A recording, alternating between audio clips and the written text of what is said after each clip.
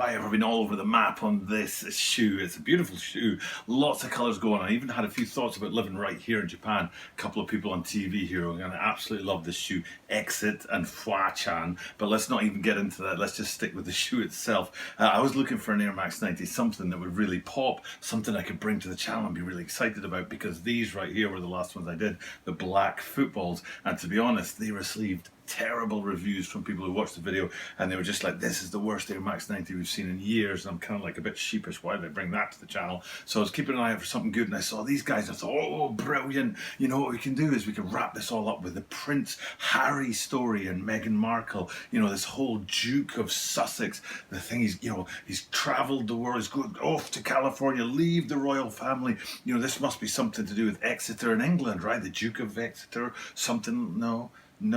Oh dear. I think it's New Hampshire is where Exeter is in relation to this shoe, the Exeter Edition New Hampshire Exeter, not London, or not London, England Exeter. So my whole vision for this shoe, this royal mashup, ride that wave of all this craziness that the Duke of Sussex is bringing into the Duke of Exeter for this shoe. It totally didn't work. Turns out we're talking about New Hampshire, nothing to do with the royals. All my hopes for this shoe have gone sailing down the river. But you know what? I'm still going to talk about it. I'm still going to take you guys through it bit by bit, especially about the colour placements, because that's a major feature on this shoe.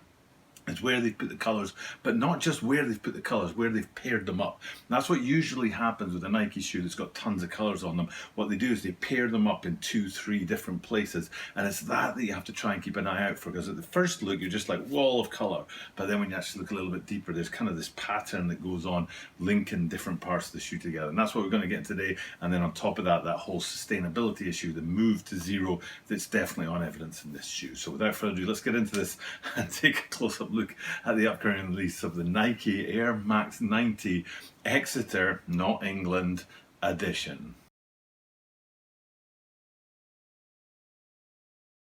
This is the Tokyo Bara 23 Sneaker Channel. Tokyo Bara 23 Sneaker Channel です。毎日アップするので毎日見てください. And every single day from Tokyo, Japan, I bring you content about upcoming sneaker releases, sneaker news, and sneaker reviews. And in the spotlight today is an Air Max 90. And like I said, I've been looking for a good one because those black footballs just did not go down well. Bit of a lead balloon, as they say, went down like a lead balloon. Boing.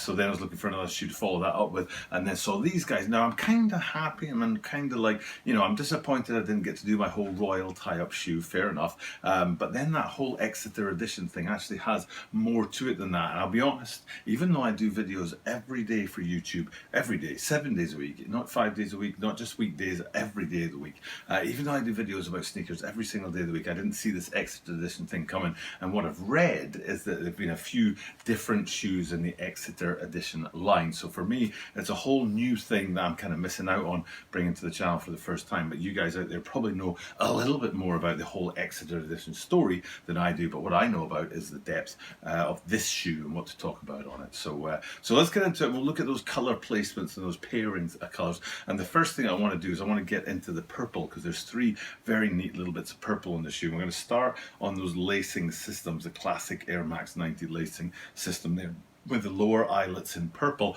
and then just below that you've got a very neat little tie together of the mudguard where the stitching pulls the back end and the front end together. But instead of doing that black on black, they've done that in purple and black to match that purple in the bottom eye stays at the bottom of the laces there. And then you continue on from that and you get to my #1 bit on this shoe, even though I'm sure it's the foam on the outsole. It's not the foam, the rubber on the outsole, the grind rubber, the move to zero and all that on the outsole that's got most people's attention. What I'm really interested in is the bit around the air unit, which they've gone for in that purple to match the other 2 points so far. But also, not only is it done in purple, it's done in the speckled kind of purple, so it gives a little bit more to the shoe than just standard purple that runs right through it. But that's what I mean about kind of keeping together all the colors on the shoe and looking at the different places they are, because when you can see those kinds of lines, it makes the shoe a whole heap more interesting. For example, all the pink, if we take a look at the pink next, and what I'm most interested in is the ankle and the toe, but then there are some other hits of pink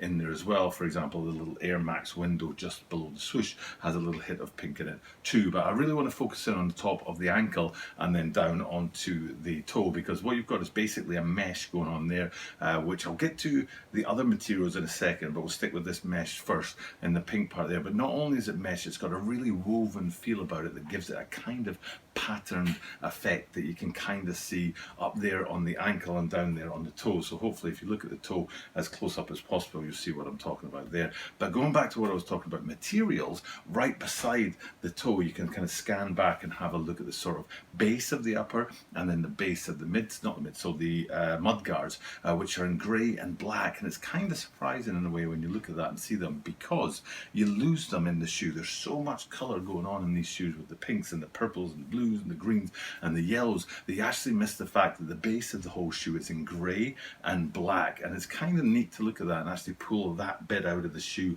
and look in on there. And also on top of that, these materials are much more natural than the materials on the toe or on the ankle, which have that mesh kind of man-made feel about them. So the pink bits that run through it is one part of it, but then also the fact that they're balanced out with very neutral colours in the greys and the blacks that make up the base of the rest of the shoe. And then we get into the teal side of things, and it's a little bit more complicated for the teal side of things. And what we're talking about is the top of the laces this time. So at the bottom of the laces you have the purple on the lower eyelets down there, but the higher eyelets you've got teal, and there's not that many other places where you see the teal in the shoe. But the one place you really do see it is actually very neat, and we're talking about the top of the mud guard and the stitches that they use to run through there, which I think is a very cool little way to balance out the colour at the top and the bottom. So instead of making it two different materials or places of chunk, if you like, on the shoe, it's like a big chunk on the laces and then stitching on the mud guard. And I kind of like that little detail. I think it adds a little bit more to the shoe, a little bit of flavour, if you know what I mean. So, and then we get into some interesting stuff, some crazy stuff with the tongues and the heels and all the branding and the colours and that going on in there. Very standard, nothing particularly special about the structure and the way they've put them together. It's just the colours really pop off, especially if you're up there looking at the tongue branding panel and all the colours that are going on there with the insole to sort of balance that out and see the wild amount of colours kicking off in there. Really, you want to come forward from the tongue and actually look at the laces and see that Exeter Edition tag that hangs off of the laces, which gives it an extra little bit of an extra little bit of class, a bit of quality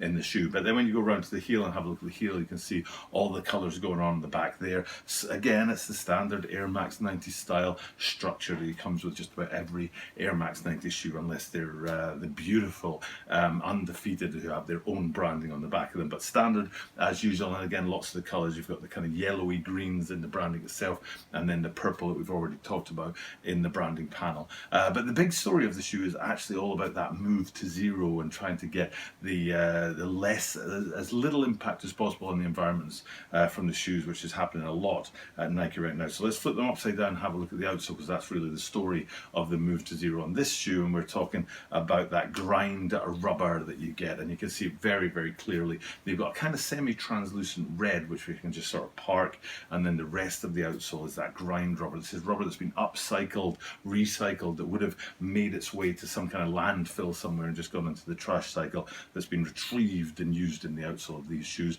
And it's kind of an interesting way to finish this video, because the shoe itself is a nod to a designer, I forget his name, it's like Jack Johnson or something like that, who actually started out in the business by grabbing offcuts of materials from places that they were destined for trash back in the 80s. Nothing to do with sustainability and nothing to do with reducing your ecological impact. It was all just about him not having any money and needing some fabrics to work with. And then here we are 30-40 years later, and they're doing that deliberately, taking offcuts, taking stuff that's not meant to be used anymore, stuff that's destined for the trash, and putting it into shoes. So the world's come full circle, still doing the same things, but for different reasons. And with that being said, it's time to wrap this video up. Hopefully you guys appreciate that. Hopefully it's a lot better than those black footballs that we did recently, and you guys appreciate this shoe. And hopefully by looking at it in those colour sort of blockings, it helps you guys look at the shoe and understand what you're getting yourself in for if you're going to go ahead and grab yourself a pair. For now though, it's time for me to wrap this video up. Thank you guys for checking out the content, and all I'll do is the thing that I do at the end of every single video, which is tell you that I do this every single day, and that means that you are guaranteed to see me tomorrow.